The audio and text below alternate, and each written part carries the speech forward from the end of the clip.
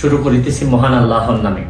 অনেকেই ইন্ডিয়া দিয়ে চলে যাওয়ার কথা বলছেন, আমেরিকা চলে যাওয়ার কথা বলছেন, কিন্তু আমার কাছে আমার মনে কখনোই সায় দেয়নি। কোনোদিন কোনো দুর্নীতি করি নাই। আমি ঢাকা শহরে 10 বছর ব্যারিস্টার থাকার পরেও আমি কোনো প্লট আমার নাই, ফ্ল্যাট নাই। সুতরাং এই দেশ ছাড়ার জন্য আমি কোনোদিন আমার ইচ্ছা হয় নাই।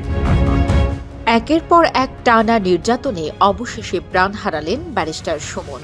গত বছর জেলে যাওয়ার পর থেকেই নির্মম অত্যাচারে অতিষ্ঠ হয়ে উঠেছিল সুমনের জীবন। জেনেও গিয়েছিলেন কোনোভাবেই তিনি আর এখান থেকে বের হতে পারবেন না। তাই তো নিজের জীবনের শেষ পরিণতি নিজেই যেন লিখলেন। অসহনীয় যন্ত্রণা শেষমেশ সইতে না পেরে আত্মহত্যা করলেন তিনি। ফ্যানের সাথে রশিতে ঝুলে ফাঁসি দিয়েছেন ব্যারিস্টার সুমন। ব্যারিস্টার সৈয়দ সাইদুল হক সুমনের মারা যাওয়ার মর্মান্তিক এই খবরটি ঢালাওভাবে সব সামাজিক মাধ্যমে প্রকাশ হলে সবাই যেন নড়ে চড়ে বসেছে। অনুসন্ধানে দেখা যায়, কারাগার থেকে ব্যারিস্টার সৈয়দ সাইদুল হক সুমনের ঝুলন্ত মরদেহ উদ্ধারের তথ্যটি সঠিক নয়।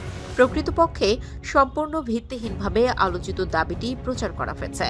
কারাগারে মর্মান্তিকভাবে ফাঁসিতে ঝুলছে ব্যারিস্টার সুমন শীর্ষক শিরোনামে একটি তথ্য সামাজিক যোগাযোগ মাধ্যম ফেসবুকে প্রচার করা হয়েছে। বিষয়টি ফ্যাক্ট চেকিং প্রতিষ্ঠান রিউমার স্ক্যানারের নজরে এসেছে।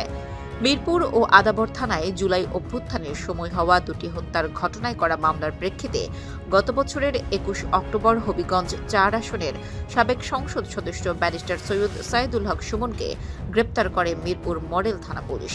পরে আন্দোলনের সময় বনশ্রীতে নিহত মুদি দোকানি মিজানুর রহমান হত্যা মামলায়ও তাকে গ্রেপ্তার দেখানো হয়।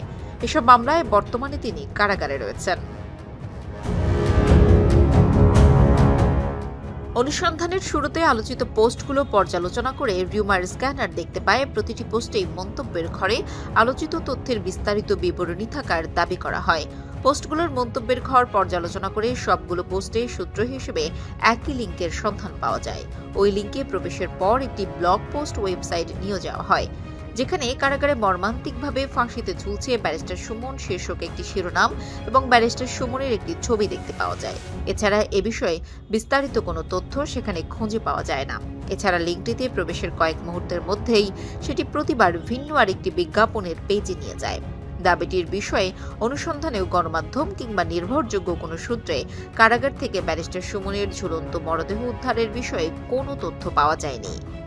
অর্থাৎ কারাগার থেকে ব্যারিস্টার সুমনের ঝুলন্ত মরদেহ উদ্ধারের দাবিটি সম্পূর্ণ উদ্দেশ্যপ্রণোদিত, ভুয়া ও বানোয়াট।